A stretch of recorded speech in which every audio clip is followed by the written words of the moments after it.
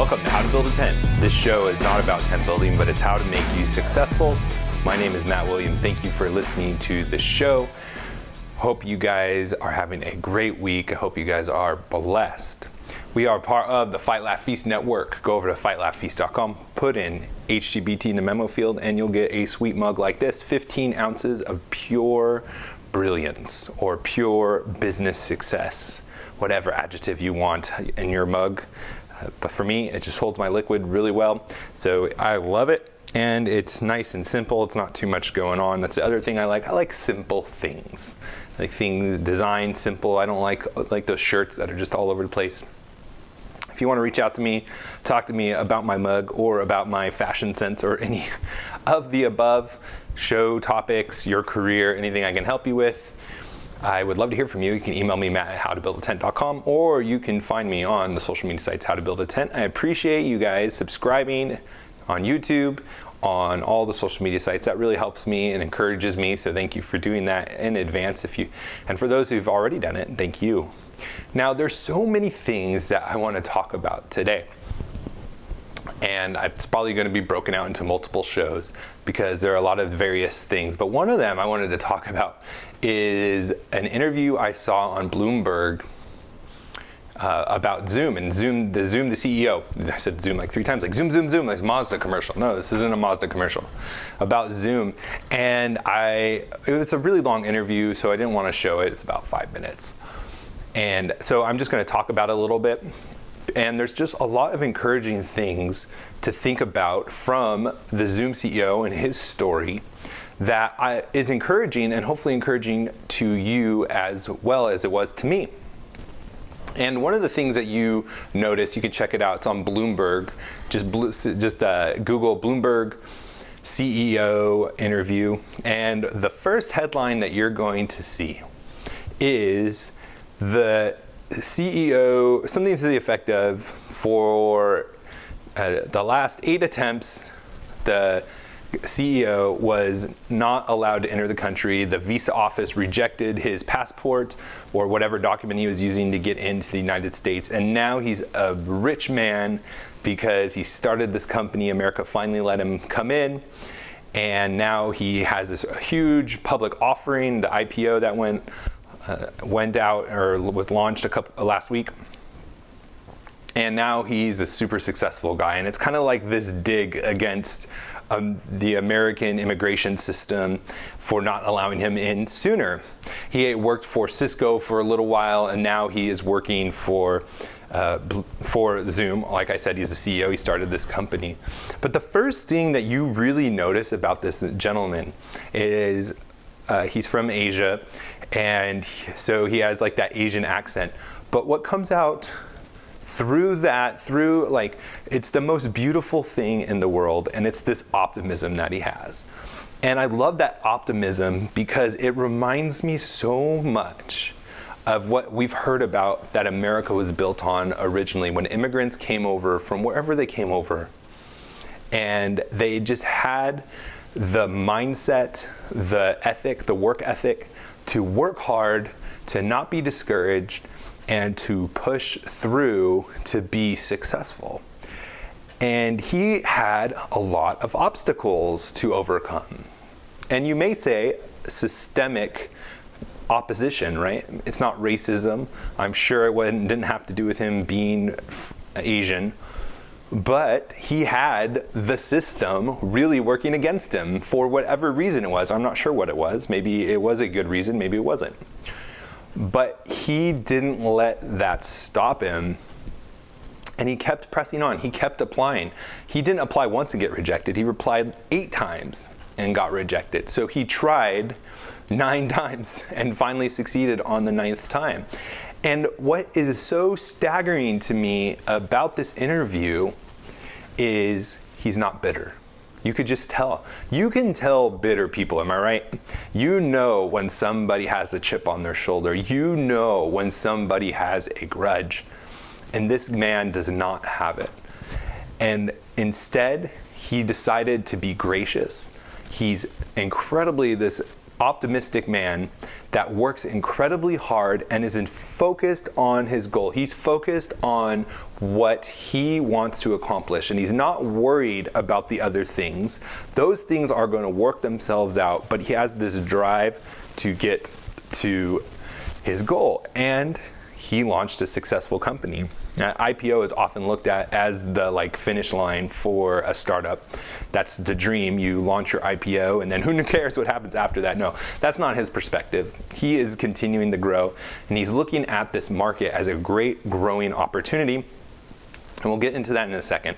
But I want to just come back to this point and really drive it home, because there are a lot of us in our country right now who are being stirred up, especially young people, who are being told that you have a right to be a victim, that you have a right to have this mentality where you can just sob and say, poor me, and why do all these people hate me and put these rules in place to oppress me?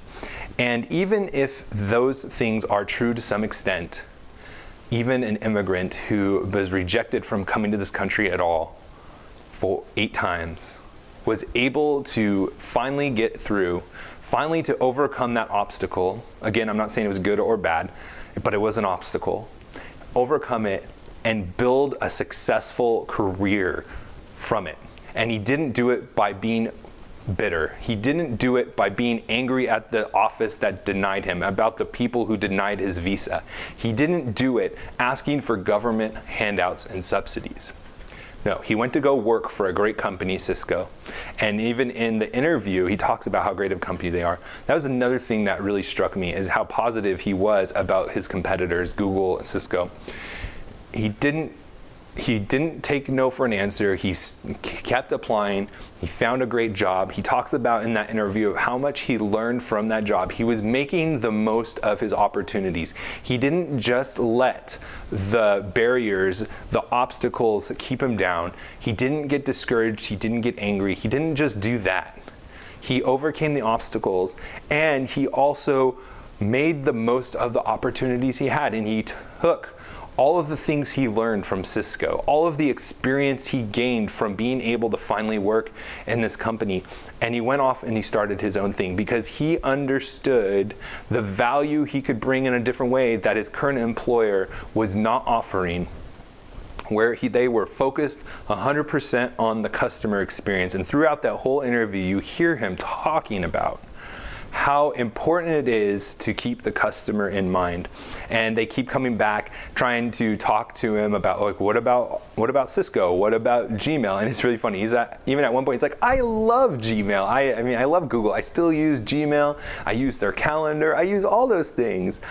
And he just goes on to talk about why he is different is not because those other companies are bad, but because he has a vision for his company that they are putting the customer first, focusing on keeping the customer happy, or as I say it, providing value to the customer, providing ways for them to want to come back to Zoom.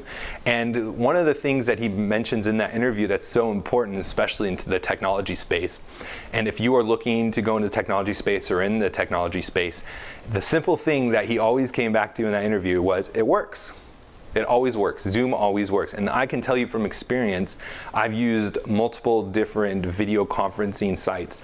Zoom has always worked. It's always worked through the firewall issues, the InfoSec, information security departments and companies, and it's always been a great solution. When the other companies didn't work, we always fall back to Zoom, and Zoom would always work. And that is a great thing. You want to use a technology that is going to work, especially when you get to that late stage. Now, there are going to be the early adopters that are more willing to forgive and actually look forward to finding the bugs and the glitches in your technology, and that's great to have. But when you start scaling your company as best as possible, one of the qualities you want in your platform and your technology is reliability. You don't want your customers frustrated because they're going to go find somebody who is more reliable than you. That is one of the things that I've noticed is one of the easiest ways to lose customers, or not to gain them if you get this reputation, is if you are not reliable. So he talks about that a lot. Now, there is one thing in the very beginning, it was really funny at the interview, because they were talking about like how great Zoom has been with their IPO launching. And one of the first question this lady asks him is, do you think that Zoom is overpriced, thinking that, you know, a normal CEO would say, no, we are providing tremendous value. I'm glad the marketplace is rewarding us, blah, blah, blah, something to that effect. And he said, yes. He's like, yeah, I think it is. I think the price that we initially set our public offering at our stock price at is the right price. And I just couldn't believe it the next day. And it's like the lady just did not know what to say. She didn't know what to say. It was like this awkward pause. It's so great. You gotta check it out. Remember, just Bloomberg, Zoom, and then you'll see like the 8-time rejection. And see, the media always wants to like put up this narrative about systemic oppression and all these things. But anyways, that's the title. You should really check it out and just watch it with the perspective of just feel his attitude. Just get a sense for that. And let me tell you this, the people that are most successful have that attitude. They are not gonna be, woe is me, they're not gonna be depressed, they're not gonna be looking for handouts, but they are going to press ahead and drive in and lean forward and just keep being determined and not be sidetracked with anything else. They're gonna find a way to be successful. And not everyone has that mentality. If you have that mentality, most likely you do if you're listening to a business podcast. You are one step ahead of people. I sometimes think that we take for granted some of the positive characteristics we have because we assume, because we think this way, that other people think the same way. And that's dangerous because and I'm saying it's dangerous because I realize that I do this to myself sometimes. It's dangerous for two reasons. The first is communication, and the second is you underestimate yourself. And I want to talk about communication for a second. When you just assume people think like you, you're not going to communicate in a way that they can understand. And that is the most important thing to do when you're communicating. It doesn't matter if you understand what you understand. It matters the receiver of that information. Do they understand what you are communicating, verbally, non-verbally, written, oral, whatever it is? And being able to comprehend and to take yourself out of your own mind and think, people comprehend, process, interpret data differently than me. And if you understand that, and if you realize just because you understand something one way, that doesn't mean everyone else understands it the same way, the more effective you are going to be at communicating, the more effective you are going to be at training, at teaching, at coaching. All of those things you're going to have to do in your life, either because you're a parent, or you're a manager, or you're a coach for a team. Not everyone on your sports team learns the same way. Believe it or not, they're not all the same. They might all have equally great talent, but they learn and they process things differently. And so true in your family, so true in your business group or business as a whole. And the better you can learn how other people learn, especially your direct reports or the people that you're communicating to with the most, and understand how they think differently, the more effective you are going to be at communication. People don't think the exact same way as you do. Now, taking that truth and applying it to realizing the value that God has built into you. You're different than everyone else. There is, not for whatever reason, but in a number of different ways, you are different because you think differently, or different experiences, or different skills, and just your brain is processing all of those things and putting it together, and you're perceiving life in a different way than other people. Not that there's like different truths and relativism, that's not what I'm talking about. But I'm just saying how you perceive and understand things and think through things are going to be different, and people are going to have different perspectives.